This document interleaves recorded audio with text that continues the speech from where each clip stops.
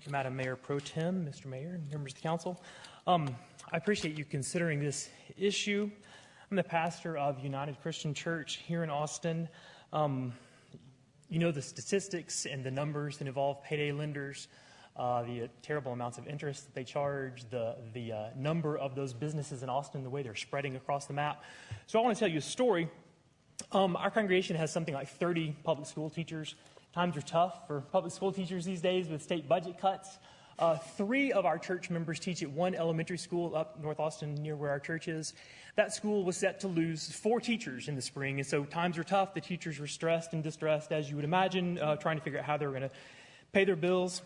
And in the middle of that, at that school, these flyers showed up from a payday lender in Austin.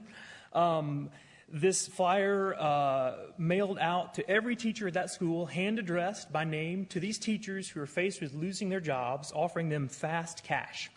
Now, if you read the fine print, and it's really fine print, it says, this flyer does, the APR for a $360 advance is 533%.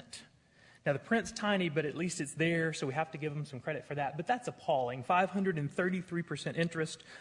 To send that flyer to elementary school teachers who are afraid they're going to lose their jobs when the money goes away. And this flyer was sent by an Austin payday lending store. And so, members of the council, I would say to you quite simply, that's just wrong.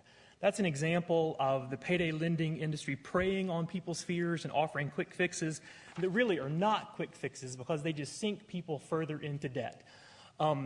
Rebecca was saying that these people do, in fact, often the borrowers do, in fact, pay off their loan, and sometimes they do that by going to the payday lender that's just down the street. And so while the statistics may show they pay it off in one place, they've just incurred further debt down the road. What this flyer promotes, unfortunately, is legal currently, and it may even tell the truth in the really small font at the bottom, but I would say that it is immoral. I understand that charging a reasonable amount of interest makes business sense, and I understand that there are legitimate lenders, even legitimate payday lenders operating around.